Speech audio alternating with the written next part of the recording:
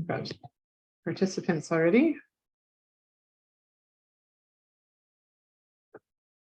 We're just waiting for everyone to join. We'll probably give about another 15 seconds or 30 seconds for people to join us before we get started.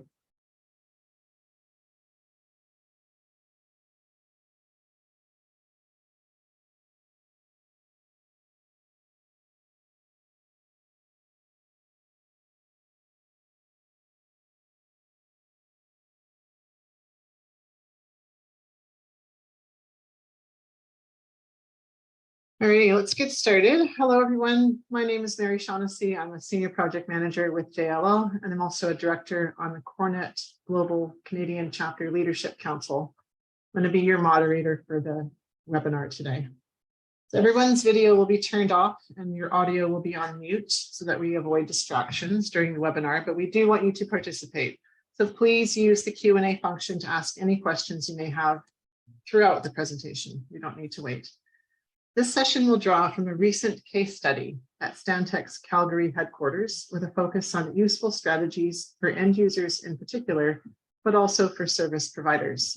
Our panelists will discuss how we can furnish a future of work that works for everyone. It is my pleasure to introduce Kenna Poonkaran, SVP Stantec Procurement and Real Estate, and Trevor Langdon, CEO and co-founder of Green Standards. As the SVP of Stantec's Procurement and Real Estate Group, Kenna oversees all aspects of strategic sourcing and vendor management for the company.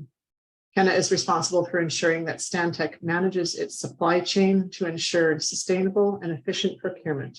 With over 15 years of experience in the design and professional services industries, Kenna has acted as both a practitioner and leader, both domestically and internationally.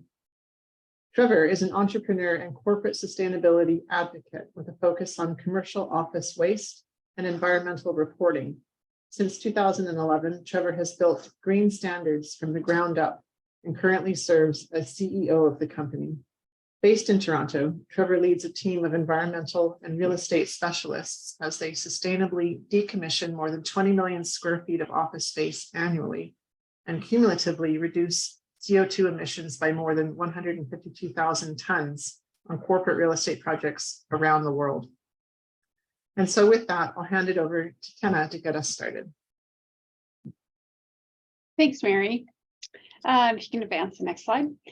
To begin the discussion today, I thought it would be helpful to share a bit about Stantec and our journey for a sustainable hybrid office. By way of introduction to our company, Stantec is a multidisciplinary consulting firm.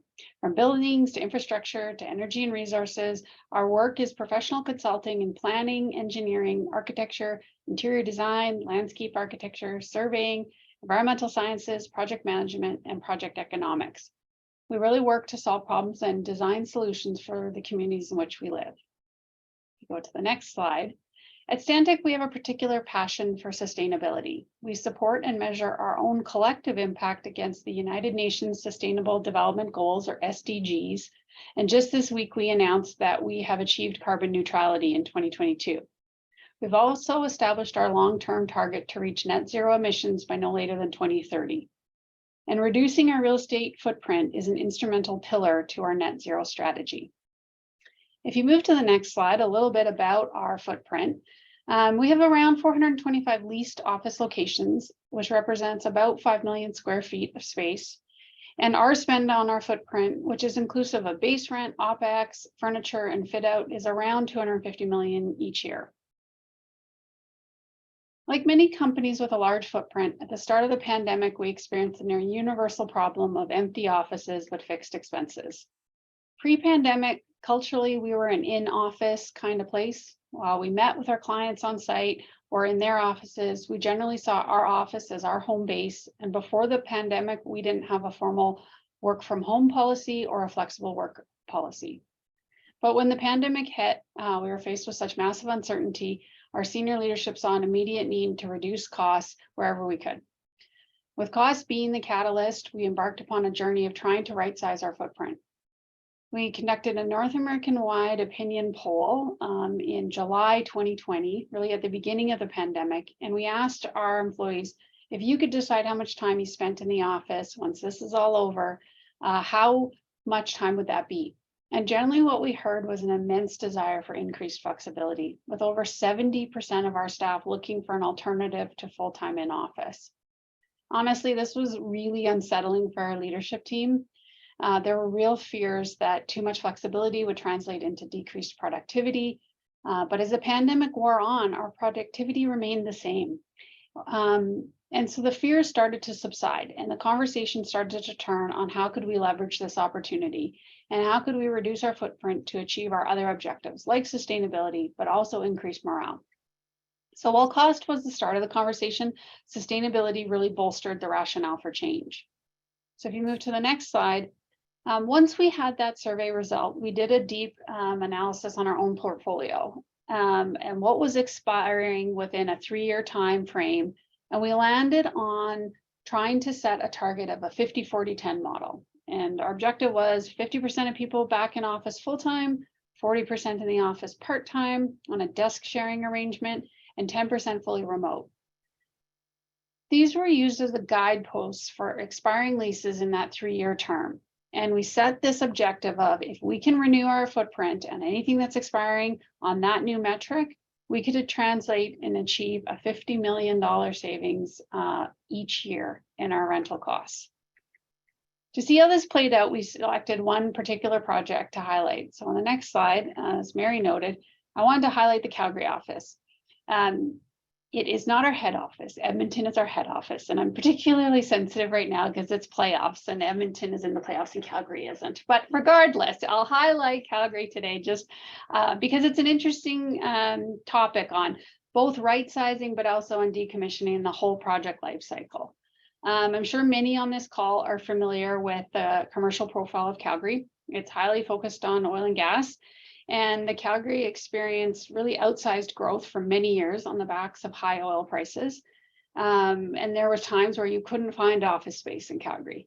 Fast forward through the tail end of the pandemic, and it now has one of the largest commercial vacancy rates in Canada, with over 30% vacancy downtown and suburban locations at 25%. And that really is reflective of our own experience. For us, we had multiple offices that we had acquired through acquisition and expansion. One was in South Calgary, if you're familiar with it, called an area called Quarry Park. One was in the downtown core, and then our largest office east of downtown, just off the Deerfoot. When we applied that 50-40-10 model, we concluded that we had at least 100,000 square feet too much space. We need to fully exit Quarry Park and downtown and consolidate into our east location. The consolidation was going to result in a decrease in our annual spend of $8 million. But it isn't just about costs. We really entered the project with a focus on sustainability and our broader ESG perspective. We had a real goal of revitalizing the culture within the consolidated space. So it wasn't just cost focused with no effort to revitalize and make something new about one of the legacy spaces. So we spent money on really trying to improve our common space, making sure that it was a welcoming and felt like a safe environment. We embarked on this project in 2020, so it was really still early days of the pandemic, and we were really focused on how do we make sure people feel comfortable about coming back to the office. We were focused on those social elements and common space. We created an innovation lab. We had more socialization space, and really to try to rebuild the sense of community. That was really the exciting part of the project. The part that was hard to get more people excited about was the decommissioning, moving out of Quarry Park. But our objective at the beginning was focusing on the circular economy. How could we achieve a net zero waste decommission? So shrinking the footprint achieves tons of cost savings, but there's the challenge on holding the line on that we didn't immediately just spend all those cost savings on refreshing the new space. So tempting to just, when you see savings, to think, well, but now we can invest it in the new space. And we really had to hold the line and balance our spend. Similarly, while it was easy to get people jazzed up about the innovation lab and the new kitchen redesigns, it was hard to get people excited about the decommissioning. All of the inventory of furniture that was in Quarry Park and downtown, we looked at it all and just really with an eye of what can be reused, what can we do internally to repurpose either within the Calgary location or ship to other offices in our portfolio. Furniture was offered up to staff to outfit their home offices, and that was a real employee win. People could get sit-stand desks, they could get office chairs, and they saw that as a real help to their home office setup. We also reached out to our commercial neighbors in Corey Park. Some of them are our clients and kind of neighbor friends, and we offered up furniture at discounts. And it was actually a huge client win that we were able to, really embrace this circular economy by, it's almost the proverbial cup of sugar you're buying from your neighbor. We're swapping out new tables and cubicles to other people that are in our own client network, and it was again a really positive experience. And then finally, we engaged Green Standards, and it's a good segue, I think, to turn it over to my other panelist, Trevor, to provide some highlights on the project from their perspective, but more broadly, what they're seeing in the changing workplace. Trevor. Thanks, Kenna. Hard to get people excited about decommissioning. Say it ain't so. Come on. But I think that actually ties really well into how we started the conversation with you folks, which is, how you would start any good project planning conversation. It's about goals and objectives. And you mentioned this being something that was spurred by looking at cost, but also seen as an opportunity to achieve some sustainability targets and also to address employee morale. That was a huge part of this for you. And, we've been at this for over a decade now, and it's not uncommon that the decommissioning is the afterthought, right? Everyone's very excited about the new furniture and very excited about the new space. And so unfortunately, what happens most of the time is nobody plans for timing or financial budget for decommissioning, and furniture ends up in the landfill. And so sitting down with you folks, we were really able to, and we can cruise on to the next slide here, we were really able to get a sense of what those objectives were from your standpoint and plan towards helping you guys achieve them. Obviously, things had to make sense financially, but waste minimization or even elimination entirely emerged as a key goal. And then on the morale side, reporting and storytelling are huge, right? We're big believers at Green Standards that it's great to do the right thing. It's even better to be able to demonstrate it. I would argue now it's critical to be able to demonstrate it with how shifts are coming with increasing scrutiny around ESG, which I'll get to in a second. So once we had a really good sense of what the targets were and the objectives from Stantec's side of things, we were able to come in, do a detailed inventory, and start to think really critically about what the best next home was going to be for every piece of furniture and equipment that Stantec had brought us in to help manage. We really go into projects expecting that, for 99% of that furniture and equipment, the next home doesn't need to be the landfill, which again, unfortunately, is what has historically happened on a lot of projects. So we started working through that with our network of nonprofit organizations, our network of end user buyers, and basically coming up with what we call a disposition strategy. And fast forward a couple of weeks, yada, yada, yada, all the magic happens, and we're clearing this furniture out of the space, and everything's going from the site directly to one of those next end users, whether it's a buyer, whether it's a nonprofit organization. And so when we were able to circle back with Stantec at the end of the project, these are the metrics that we were able to capture and share with them. So we managed to keep everything that channeled through us out of landfill across about 60,000 square feet worth of space.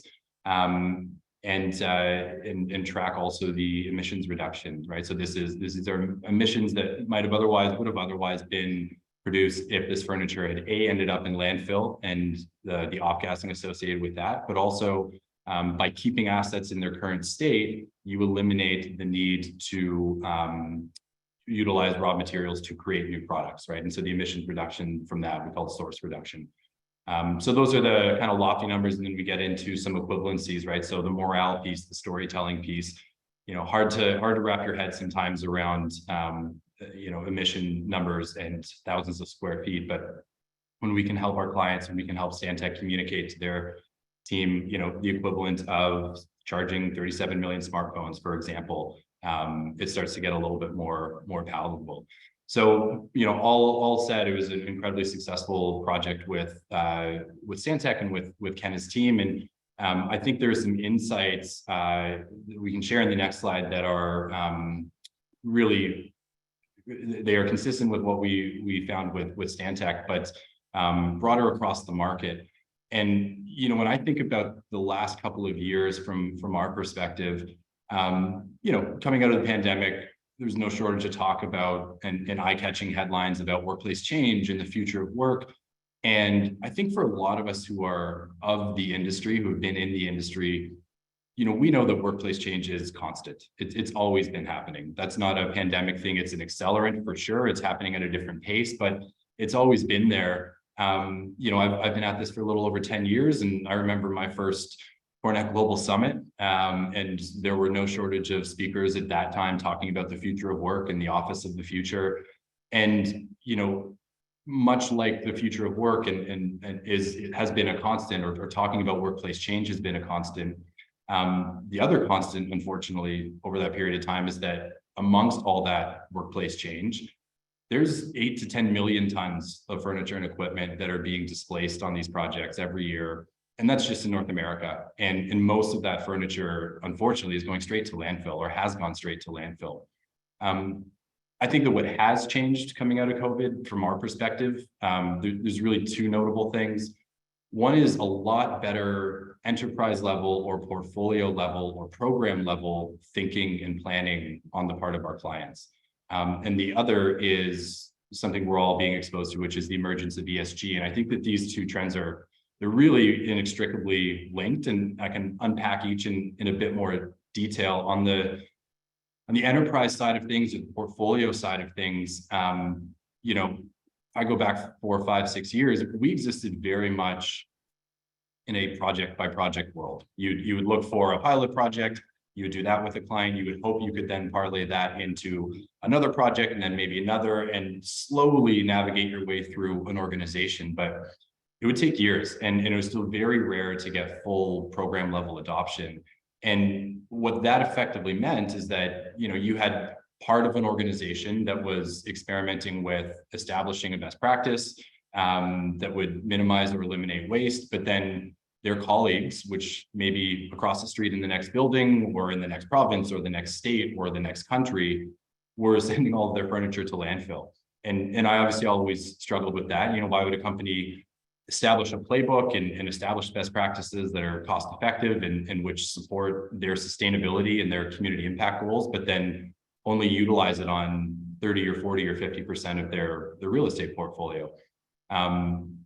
It's like, you wouldn't have 30% of your company using Teams and Slack and email, and then let 70% of your company say, you know what, we're good, we've got a process, we'll stick to landlines and fax machines. That's fine for us, right? So we have, it doesn't really make sense, but we've seen a really noticeable shift away from that. And conversations we've had with clients in the last, 12, 18, 24 months, they're coming into the room, and some of the first words out of their mouth, and, Ken, we were talking about this, and you said exactly this a couple of weeks ago, is that we're looking for a solution that is scalable, it's repeatable, it's not bound by geography, it's not limited to any one city.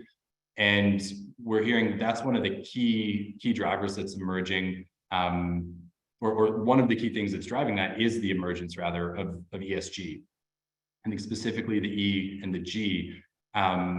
If you flip to the next slide, you can see where some of these reporting methodologies have been coming along. And a lot of these, many people on the call will be familiar with these reporting methodologies, but the era is starting to change a little bit. I think the last decade, we're hearing about CSR, corporate social responsibility. Companies were putting out their sustainability reports. What's different between then and now is that was all voluntary. It was a lot of the time about culture and values, and it was qualitative, and it was very self-administered. With the emergence of ESG, what we're seeing is some of these frameworks are going from being voluntary to required. Especially, we're seeing it in the States with the upcoming disclosure requirements from the SEC. There's a lot of focus on establishing the right reporting frameworks and rolling those out across the portfolio, right? It's not just good enough anymore to be able to report on something a certain way in one city or state or project. We need to do it everywhere. And so with ESG, it's about this quantitative measurable goals and targets. And there's a lot of external scrutiny. And this, again, kind of something we talked about, the supporting documentation, right? How do you actually capture that and demonstrate and assure that what somebody's saying is happening to your furniture is in fact happening to it? And so, where these ideas really tie together is that companies are incorporating ESG practices into their business. And as they're doing that, they're realizing, it doesn't make sense for us to be eliminating waste in half of our footprint and then not paying attention to it in the other half. If we're a bank, why would we handle our corporate offices one way and then our retail branches another way? If we're a business with multiple offices in multiple cities, why do we have this great story to tell and all this fantastic reporting in one of our offices in one of those cities, and then the rest of the country be a total blind spot? And it's not just storytelling, it's also reporting. It's not good enough anymore, I don't think, for a large organization to be able to track and report on activities in only portion of their portfolio. They really do need to be able to get the full picture. So again, in summary, ESG is this company-wide initiative. It's not site-specific, and that's leading to a lot more enterprise-level thinking within corporate real estate, I think, especially with waste diversion and sustainable decommissioning and the associated reporting. So, credit to Stantec, because I think this is something that Kenna and her team really understood and had front of mind when they started on this process. The other thing that you folks were thinking about, we can see on the next slide here, in addition to, and again, Kenna, this is something I find myself saying a lot, and you took the words right out of my mouth in one of our conversations. In addition to these new disclosures, mandatory disclosures driven by ESG, another factor that's led to companies paying more attention is that they are really starting to understand that their employees are watching, their employees are paying attention. And most major corporations at this point made some sort of commitment or pledge about the principles that are going to guide their corporate strategy and their processes and their decision making. So whether it's carbon neutral by 2050, or signing on to the Net Zero Banking Alliance, which all the major Canadian banks have done, or signing on to the UN Sustainable Development Goals that we see here, which all of the major Canadian telcos have done, and which Stantec has done. Employees know this, they see it in the news, and they're paying attention. And so how can you as a real estate leader be making a 2030 or a 2050 commitment, or signing on to the Sustainable Development Goals, and then hire a liquidator or hire 1-800-GOT-JUNK to make your furniture disappear out the back of your office when nobody's watching? So employees see this, they're seeing it, they're calling it out. And I think that Stantec really gets this. Ken's team really understood this, and they understood the obligation that they have to their employees to be able to demonstrate their commitments in a pretty holistic 360-degree way. And that's something that we're seeing a lot more of in conversation with clients these days. Mhm. Next slide, please. I think it's over back to me. Yeah. I can't really even agree enough with what Trevor's saying about it being a real portfolio approach. I mean, you're absolutely right there about that. One, our employees are watching, and there is all this reporting obligations. But for us, we don't do things at Stantec because we have to report on it. We do it because we think it's the best decision, and that's how we get this employee engagement, because people see us when we're saying we're living out these values. If that makes someone happy to work at Stantec, because they're like, good, this is the kind of company I want to feel good about. And I do think that there was this coming out of the pandemic where people reflected on their life choices and who they were working for and how they were spending their time, and they really wanted to be aligned with companies that they feel like we're doing the right thing, whatever that was in their mind. And the challenge with that is that there is that variation for people about we're trying to increase employee retention. But if you talk to people about what a new office looks like, some people want more offices, some people want more open space, some people want more community space, some people want less community space. And that's because they're offsetting what their hybrid work style looks like. So some people are going at home and they're having their quiet head down work. And when they come into the office, they want socialization and collaboration. There's other people who are like, my home life is absolutely chaotic. I can't think I come into the office for quiet time, for head down space. So we're trying to balance people through this experience. But what is the common thread is this sustainability notion that people, I think across our company, they have an expectation that when they get back to the office, there's organic recycling, that there isn't this huge paper waste, that they do feel good to hear, oh, this was office furniture that came from another office and we reused it, or that they see that, oh, we actually donated to this school or to this not-for-profit to set them up. Like that just really is so clear to employees that that's living out our values. There is a practical reality though, and I don't want anyone on the call to think that that isn't without a cost. You have to put that into your project as your overall expectation that you're going to spend money on conscientious decommissioning, right? Because there's a cost to the greater economy and the greater environment if you don't. So if you put it into that landfill, there is a cost to all of us. I get that it's not on the project cost though. And so you have to set a line item aside of, okay, how much are we going to spend on this element, on responsible decommissioning? And that's why that program approach is so important, because once you get it out of the one little office that you're looking at and you're looking across your portfolio, that return on the investment gets better and better, because you start really realizing, well, we got to defer costs on that project on no new furniture, or we got to, we saved on a whole bunch of,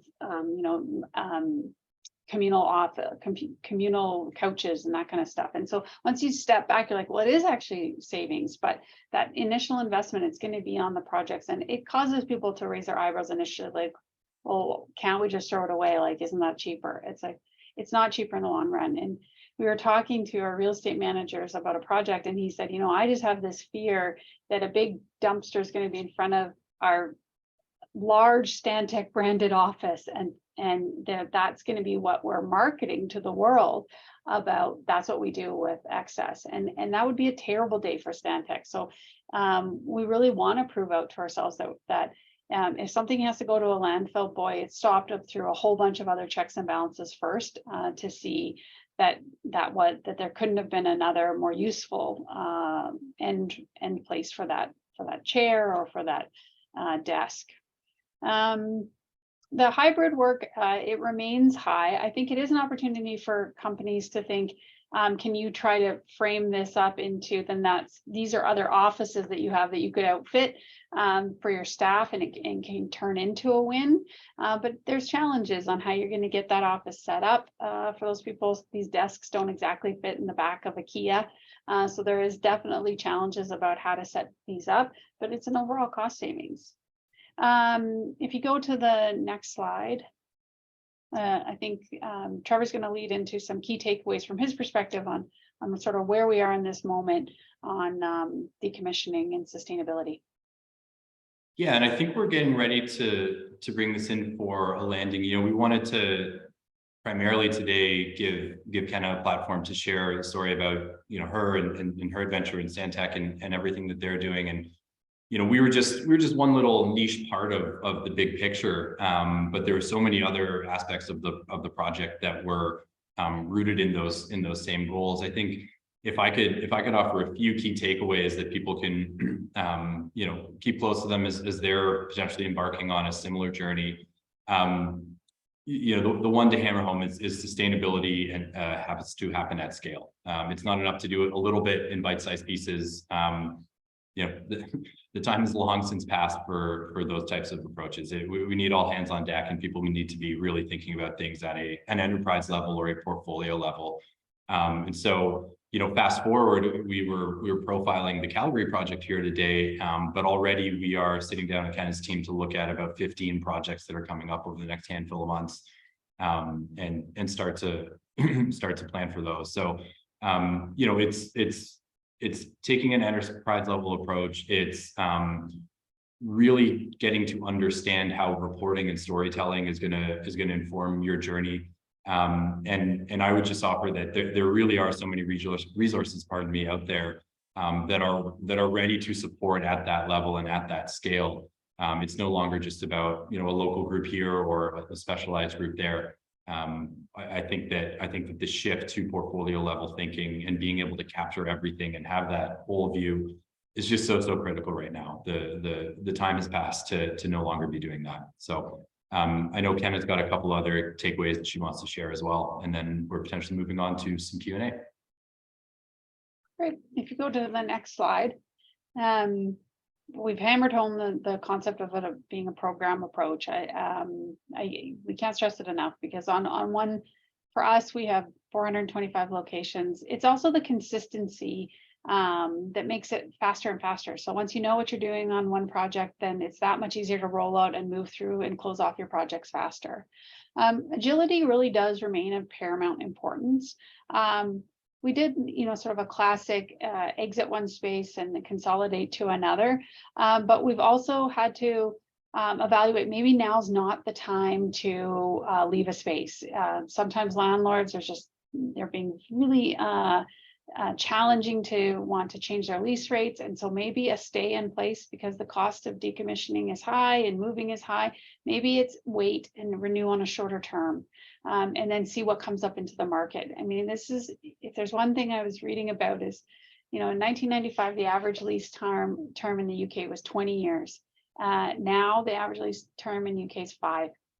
Just the amount of rapid change that's happening in our environment, making these long-term decisions just don't seem in our tenants' best interest. That does mean, though, that there's constantly looking at your portfolio, because you can't just put it on the shelf and think, I'm going to revisit this in 19 years. Now we're looking at, we've made decisions, like even Calgary, we made that in 2020. We're already looking at it in 2023 to say, okay, well, what's working about this space and what's not? And is it all being utilized as it should? So it's that agility on the portfolio is just skyrocketed.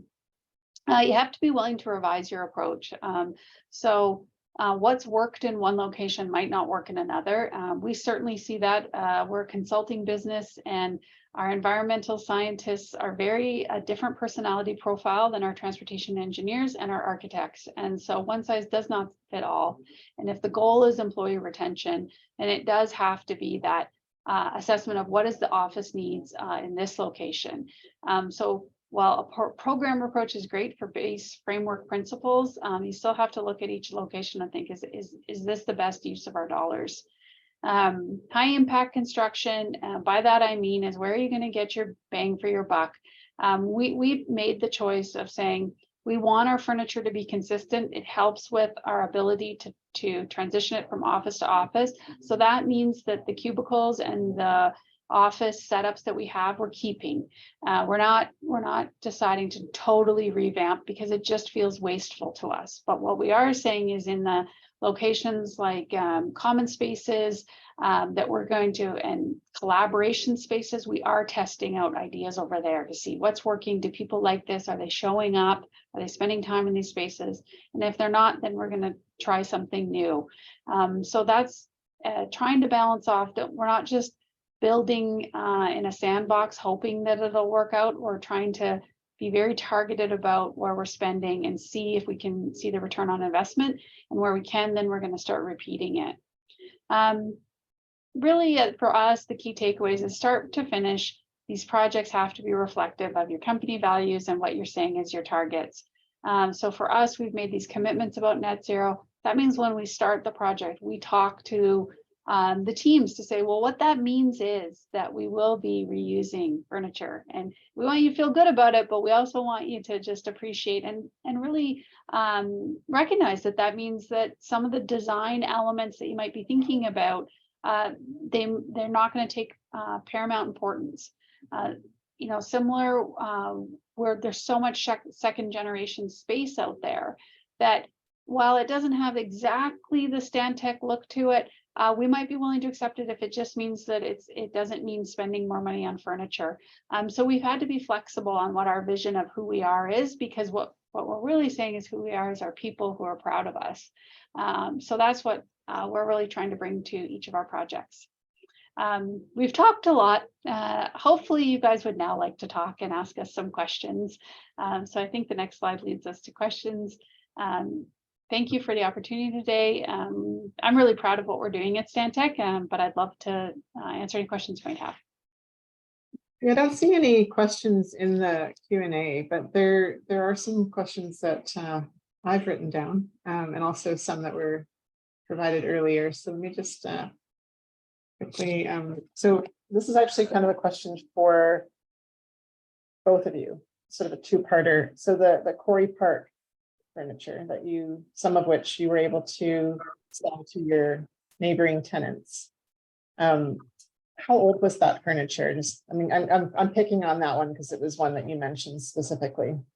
Yeah, it was actually fairly new furniture, so only 4 or 5 years old, and in really great condition because it was underutilized. Like there still was the beginning of the pandemic, so people weren't sitting in it. So some of the furniture on the books looks old, but if you look at usage, stuff is in pretty good condition because it hasn't had a lot of wear and tear.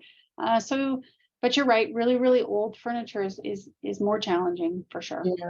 Yeah, I can imagine. And Trevor, did the or maybe it's not you, maybe it's kind of did the sale of that furniture to your tenant or your neighbor, did it trigger them then having to do some purging of their own furniture portfolio?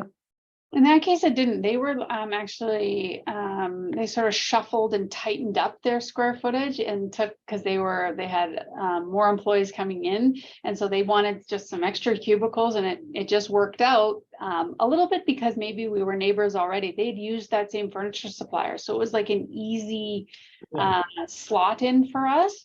But it's not all that unusual that tenants, even in different, in the different stack, might be using the same furniture supplier because they might have worked through the landlord and gotten that reference. So we're really getting creative about reuse and thinking, who else could use this? I didn't mention it on the slide, but we actually reached back out to the furniture provider, and they bought some back from us to set up a showroom. So we go up the supply chain, down the supply chain, beside the supply chain to figure out who can use this. Yeah, I mean, it obviously would be a bit of a shame to you guys get the win, but then the next right doesn't get the win. It's kind of like when they forced us all to get rid of incandescent light bulbs. Nobody even talked about the fact that people just went out and bought new LEDs and like threw away their still useful incandescents, right? All right, so another question, this would be of interest, I think, specifically to an end user. So the planning window, like to when do you bring in green standards, for example, to start discussion about what you're going to do, like how much advance notice is necessary for the project? Well, now that we're on to about 15 projects, we've sort of set up a routine, right? That we're kind of routinely meeting with them and forecasting out on, okay, this is what's coming. This is the general size. And we're having that portfolio discussion. This one looks like a big one. This one's a small one. And so once you get into that routine, it seems like we're just meeting all the time. But I'll turn it over to Trevor to say, like, well, if you were doing a one-off. Yeah, exactly. Yeah, to keep it really simple, I think a helpful rule of thumb is if you're talking about, a floor, 20,000 square feet, 20,000 square feet, the window we need to do our planning and gearing up for it is kind of 4 to 6 weeks, is usually sufficient time. We certainly don't operate as a, give me a call on Tuesday to come do a furniture pickup on Friday type service. That's with something like that. There's just no way to plan for finding a second home, right? That's the 1-800-GOT-JUNK solution. So 4 to 6 weeks for a floor. And then, it scales up certainly as projects get more dynamic. You're getting into hundreds of thousands of square feet or millions of square feet or a campus. You want to be thinking kind of 6-8 months out.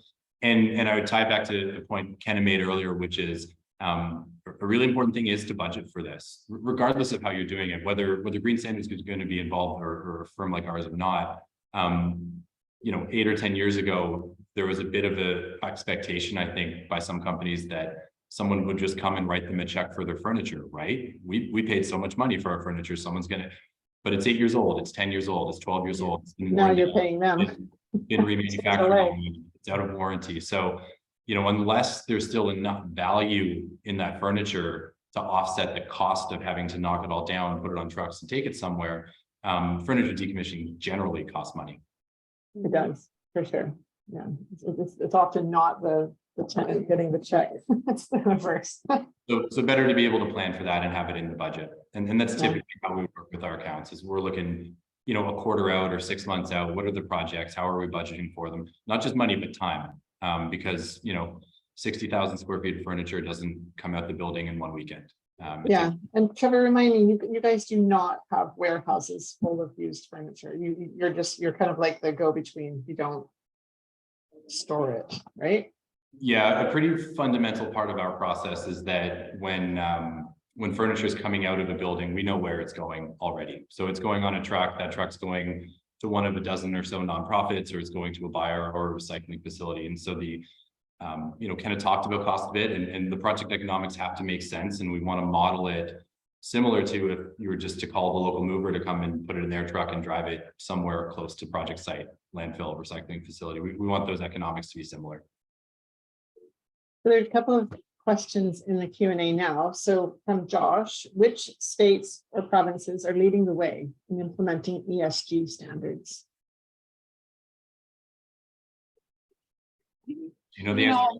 Yeah, my answer on that is, like, we're a public company and everything is caught. So it doesn't matter what location an office is in, they're gonna have to do the reporting, and that's sort of part of our overall portfolio. So for us, we're trying to bring everybody up at the same token.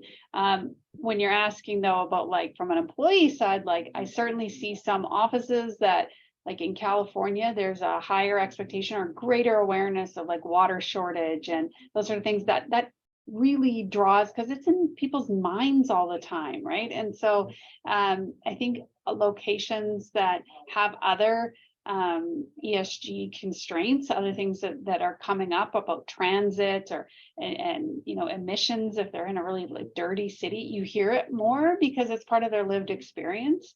But I say, you know, for us as a public company, everybody's coming up on the same scale at the same time. But maybe Trevor knows where you're getting more Trevor, calls from. is there one state or province that stands out as being more a bleeding edge of this? I'll echo a bit of what Kenna was saying, in that if you'd asked me that a few years ago, I would have given you the answers you would expect. Pacific Northwest, California, BC, you know, up and down a little kind of Northeast US. But per Kenna's point, I don't think that's the answer anymore. I think the answer is now companies are saying we need to be doing this everywhere. And so, you know, I don't think there's a ton of resistance now. I think whether, you know, ESG is an acronym. I think if you're paying attention to it, you're aware of how politicized it's become, especially in the States. Forget those letters, right? Take that out. Does it make intuitive sense to throw perfectly good furniture in a landfill when it could be benefiting your community? I think no matter what side of the aisle you sit on, that's a no-brainer. I don't think that's a contestable question. So I think companies are coming around to understanding that there's a right and a wrong way to think about these things, no matter where they are. Yeah, well, and the true dollar costs on the real estate savings, they're huge for companies. And so when they see, so then it's just a pressing, if you want the savings, then there's this pressing question of what are you going to do with all your stuff that's sitting in those savings? So, and that's across the board. Like, you know, interestingly enough, when we did that employee survey at the beginning of the pandemic, we actually started cutting the data to say, is there a difference between, like, rural and urban response? Is there, like, you know, is this really just a commute problem that people don't want to get to work? And shockingly, no, like, across the board, it didn't matter if you're a rural or if you're going into an urban location, people wanted more flexibility and they wanted to be in the office less. So it was, for us, the response back that we got from staff was, we're going to have to downsize everywhere, not just in large commuter locations. And so then that does mean that in all of these rural locations, we have to come up with a solution on decommissioning, just like the downtown ones. So. This is a question from Jean for Trevor. She says, would or could, I suppose, green standards disconnect electrical to stations as well? Disconnects, reconnects. Yeah, definitely.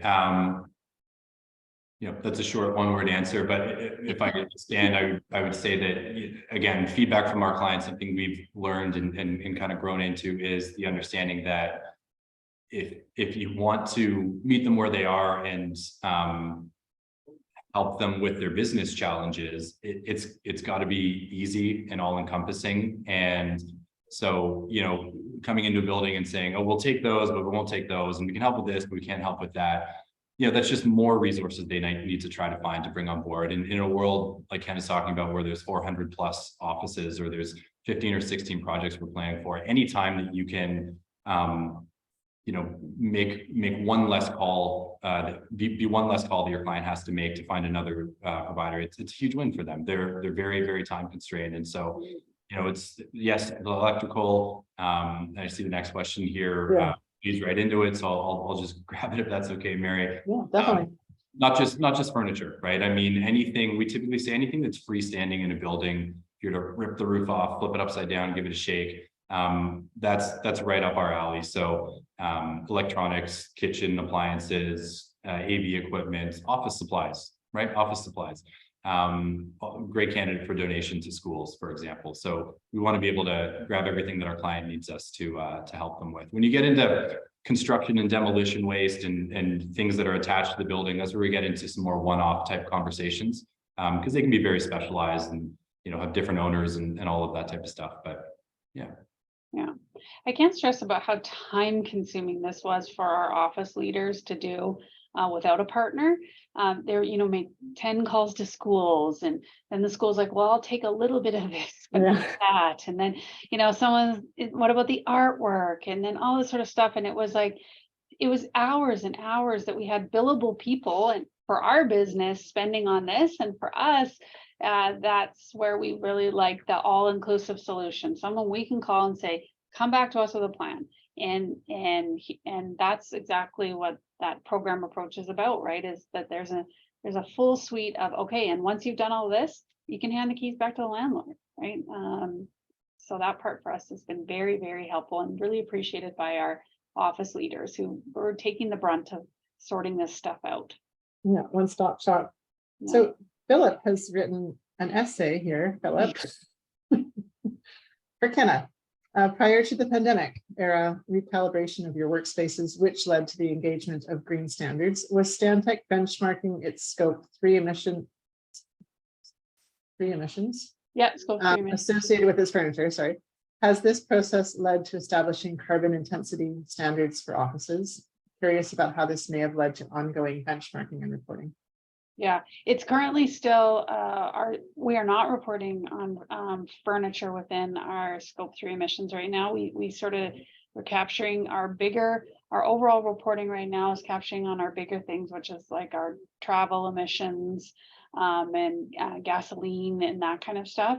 So this is why we're actually trying to get ahead and why this reporting is so important to us, because we know it's coming. We're going to have to, the next iteration of our reporting will be including all of the furniture and everything else. So that's why we're trying to get great reporting, great inventorying on our furniture, and then tightening up on each project so that we'll be able to feed into this sustainability reporting and then eventually into the audited reporting, which is where it's going. So we're on this journey, and that's why we're trying to get ahead of it and get really comfortable with the reporting that we get back, and then also the type of reporting that we want, because I think it's shifting in different, depending on the standard and depending on who you're talking to about what you should be reporting on. So it's developing for us, and we're not quite there yet.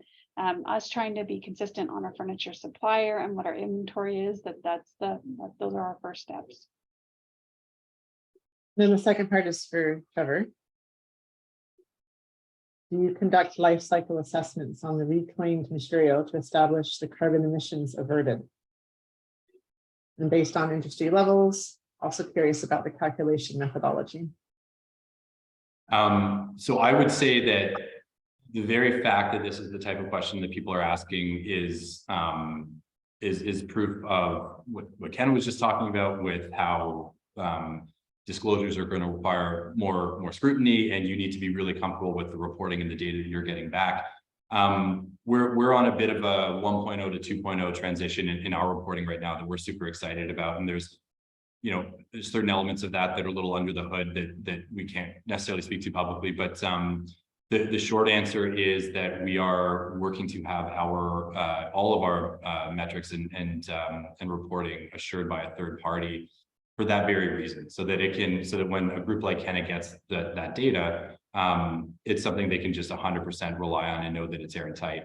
The 1.0 we feel is literally the best reporting that's available in the world on this, but we're not satisfied with that. We want to make sure that it's super airtight. Because as I mentioned earlier, the previous era was one of voluntary reporting and voluntary disclosures, and there's a margin of error there that's acceptable. But when it's required, and when people are making investment decisions on that data, it's got to be perfect. So that's a bit of a journey we're on right now, that we're really excited about rolling out in the very near future. Nice, thank you. Philip. You're welcome.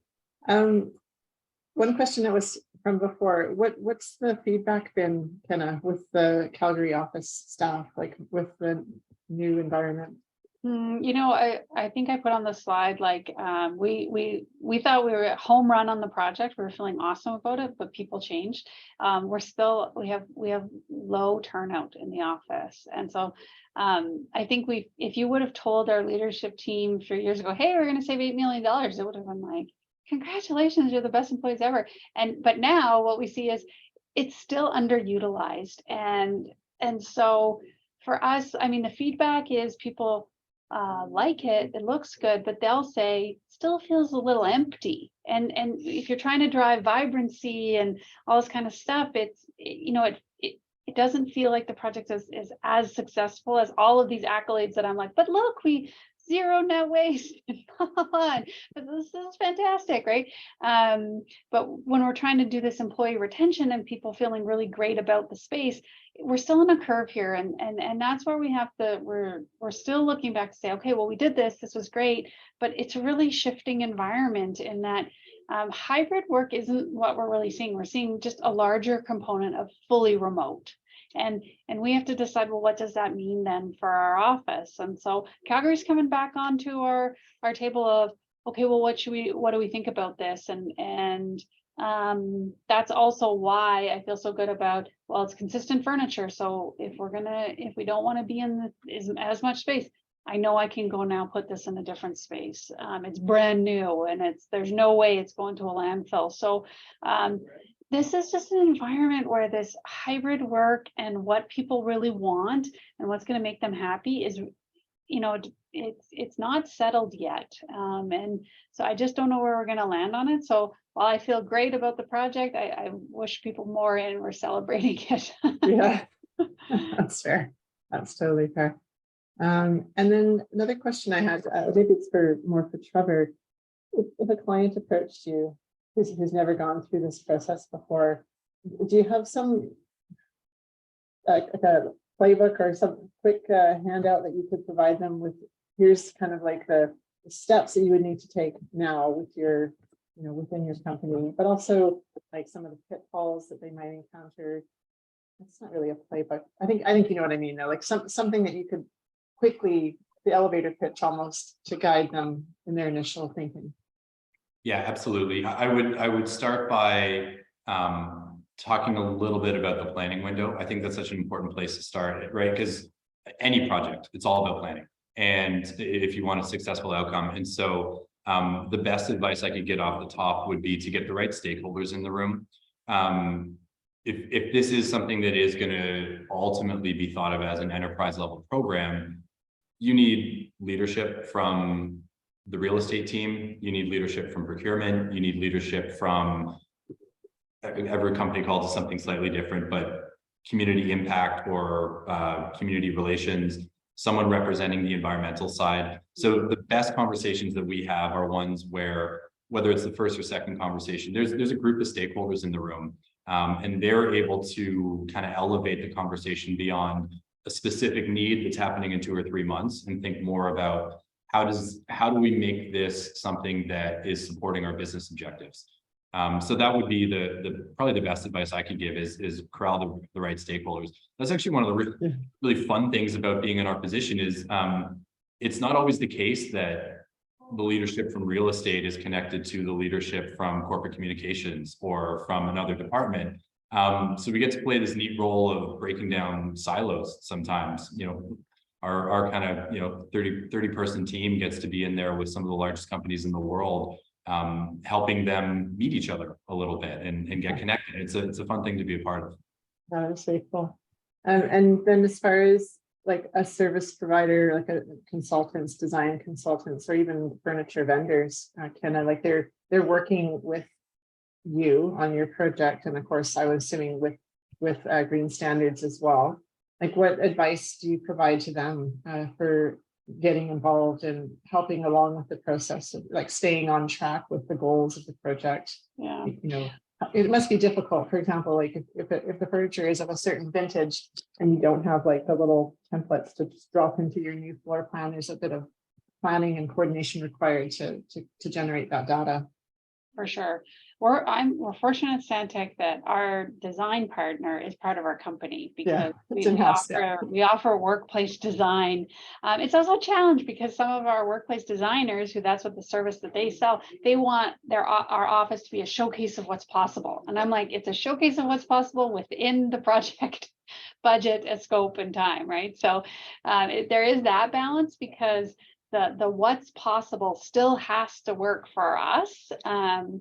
But you're right. I think we have it easier in the sense that designer, we have a dedicated design team and they approach it as a portfolio solution. So we don't have to restart the conversation in Boston when we just finished something in San Francisco. We have a consistent design team that's with us on that. So they know what we're trying to achieve, and they're also part of the same company that knows the sustainability goals. So from that sense, we have that base alignment. If you're a tenant though that's working with different designers in different locations, because I mean, you could be anywhere.